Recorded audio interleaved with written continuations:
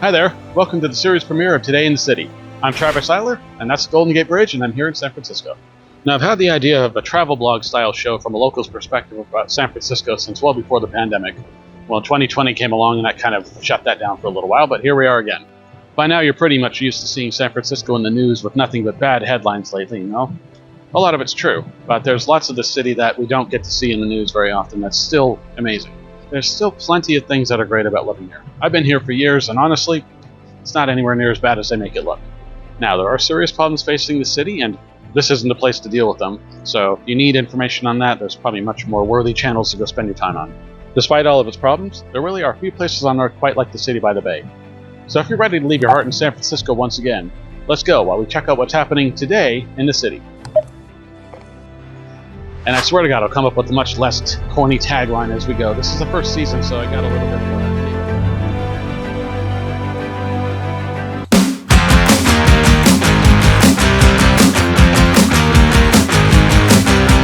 Hi, I'm Travis Seiler, and today in the city we're visiting one of the most popular and touristy parts of the whole city.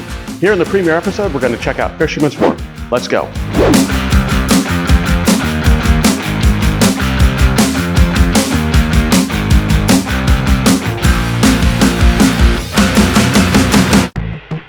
This is the world-renowned Fisherman's Wharf. Today we'll see the attractions,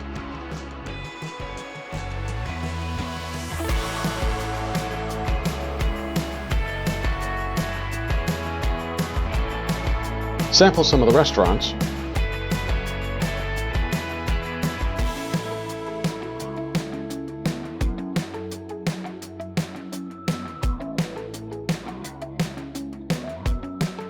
meet some local sea lions,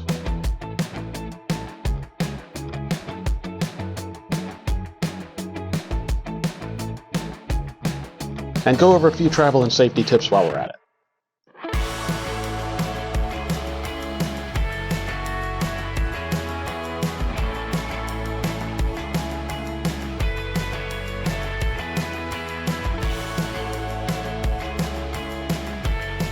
Fisherman's Wharf is located at the far northeast corner of San Francisco and is one of the most popular tourist destinations in the western United States.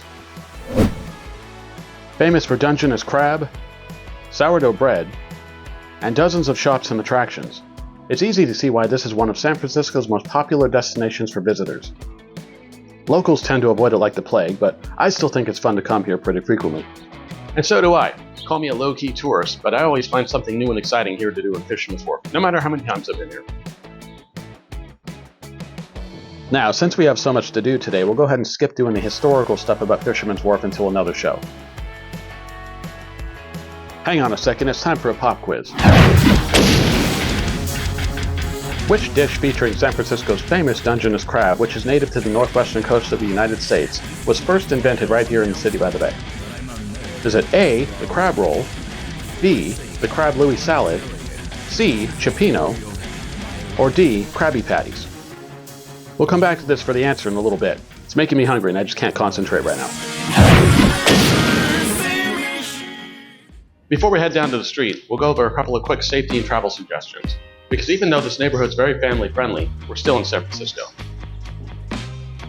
When walking through large crowds, I always put my wallet, my phone in my front pockets to avoid the possibility of getting my back pockets picked. For an even better solution, go ahead and purchase a money belt for even more protection. I carry a purse! It's also wise to avoid walking around with a camera or any other flashy possession in plain sight for longer than it takes to capture a few photos. Just be mindful of your surroundings, as a little situational awareness and common sense will go a long way in keeping you off the radar of potential thieves. Be careful walking around on busy sidewalks and never stand in the middle of the way. That's a dead giveaway that someone's a tourist, and besides getting on the nerves of others, it can bring unwanted attention. Get out the way! Walking with a purpose and avoiding eye contact on the street with anyone you don't know is always the best way to go as well. You won't be unfriendly, you'll just look like you're a jaded local, and barely anyone ever messes with us.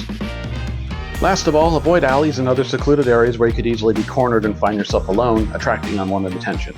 If in doubt, just stay among the crowds in the busier areas. That's herd protection and it really works. Okay, now that we got safety suggestions covered, I'll mention that there will be a few links added below for maps and parking garages in Fisherman's Wharf, so check them out if you plan to visit. The typical cost of all-day parking, depending on location, is about $20 to $50. You do drive here, just be sure to never leave valuables in the car. When I had a car in the city, I had my window busted even when I had nothing in there. Just a $5 pair of sunglasses. Take everything valuable with you or leave it at home or in the hotel to avoid becoming the target of a vehicle break-in. Last of all, don't forget to dress in layers and bring some sunscreen if needed. This part of town's right by the waterfront and it tends to go from cold to warm and foggy to sunny and windy throughout the day. And there we have it. Follow these safety and travel suggestions and you can maximize your fun here in Fisherman's Wharf. Okay, I promised you sea lions, so without further ado, thousands of visitors every day come out to the end of Pier 39 to see the real stars of the show. The sea lion dock is located at the end of Pier 39. These feisty pinnipeds showed up at Pier 39 right around the time of the Loma Prieta earthquake back in 1989. There were originally about 10 to 50 or so, but due to the amount of herring in the ocean and the plentiful dock space, there's now well over 300. In the winter, the population of seals and sea lions out here can increase to over 900. Then during the summer, most of the sea lions travel south to the Channel Islands for breeding. So typically your best chance of seeing the sea lions out here is during the winter.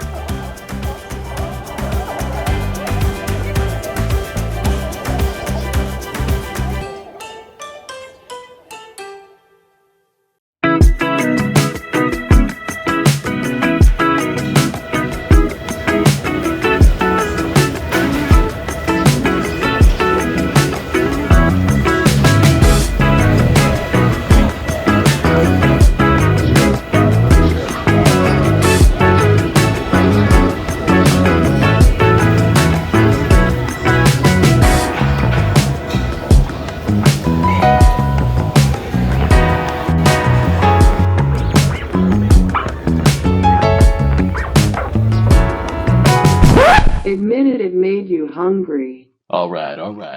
Getting a little too tasty in here. I mean, I don't know about you, but all that gratuitous food porn made me thirsty. Let's go get a drink.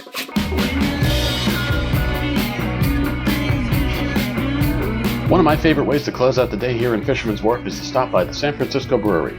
They have a selection of dozens of different amazing beers, seasonal varieties, anything you possibly want. Beer lovers, this is where you want to go.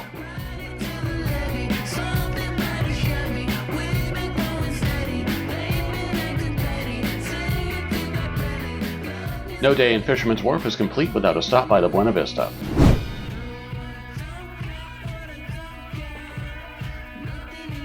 Famous for amazing Irish coffee, they also have a fantastic menu. I've eaten the breakfast here, I've had the dinners here, it's all fantastic, so I highly suggest it no matter what time of day.